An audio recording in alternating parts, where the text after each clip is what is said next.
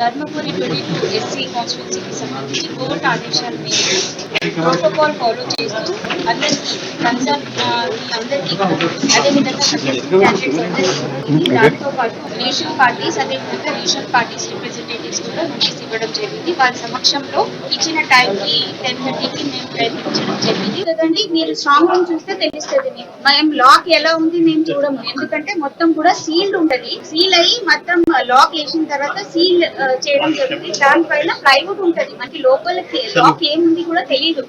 నిర్లక్ష్యం అనేది కాదు. ఎవ్రీ టైం మేము వస్తాము, ఇన్స్పెక్షన్ చేస్తాము.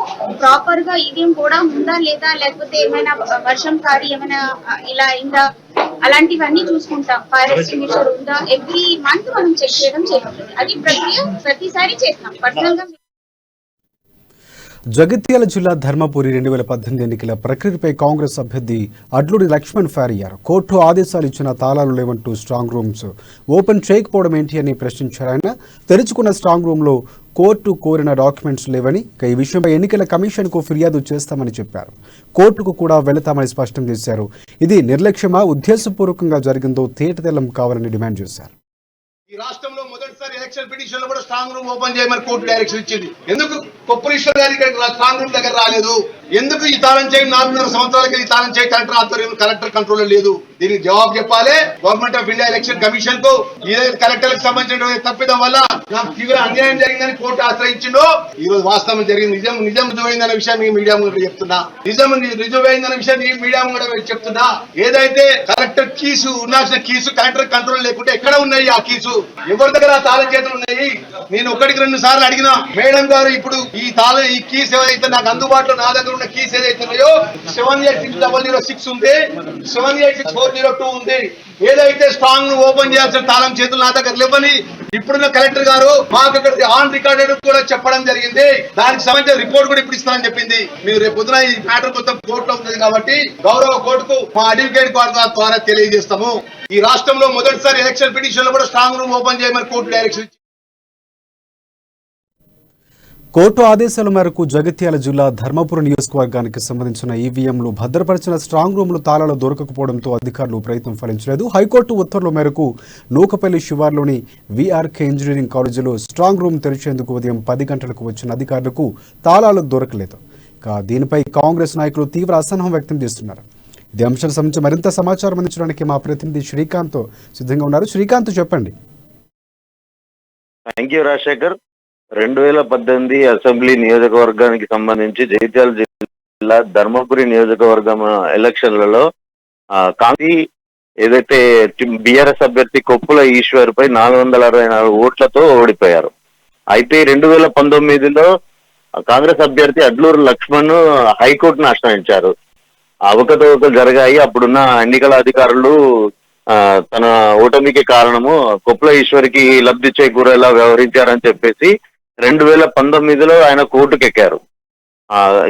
కొన్ని నెలల తర్వాత చివరికి ఈ రోజు ఏదైతే కోర్టు ఉత్తర్వులు ఇచ్చింది, ఈ రోజు కౌంటర్ ని ఏదైతే స్ట్రాంగ్ రూమ్ లో భద్రపరిచిన కౌంటర్ ని తెరిచి తుది నివేదిక సమర్పించాలని ఆదేశించగా ఈ రోజు ఉదయం 10 గంటలకు అభ్యర్థితో పాటు అప్పుడు ఉన్న ఎన్నికల రిటర్నింగ్ అధికారి భిక్షపతి, జగిత్యాల జిల్లా కలెక్టర్ యాస్మిన్ బాషా వీరందరూ కూడా అక్కడికి వెళ్ళడం జరిగింది.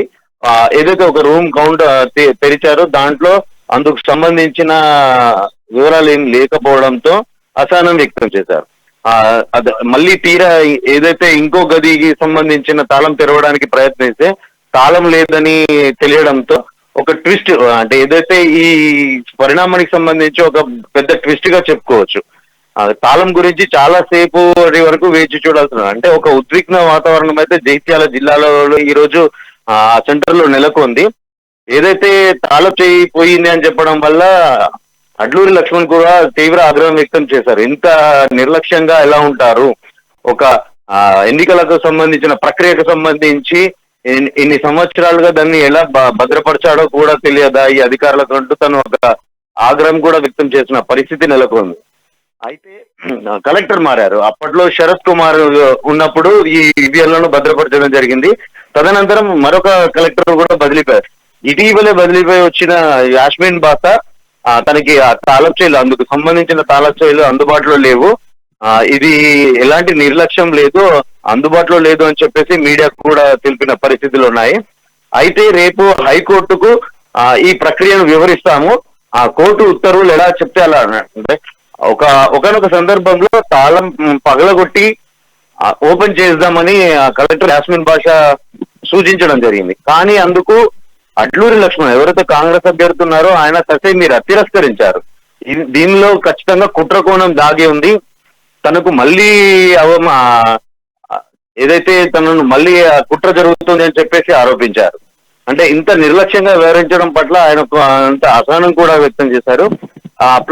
అదే ఈ రోజు కొప్పుల ఈశ్వర్ మంత్రి ఎవరైతే తనపై గెలిచారో మంత్రి రాకుండా తన పిఏను ఎవరినో పంపించడం ఏంటని మిగతా అభ్యర్థులను నాకు అన్యాయం జరిగింది అని చెప్పేసి కూడా ఆయన అసహనం వ్యక్తం చేయడం జరిగింది.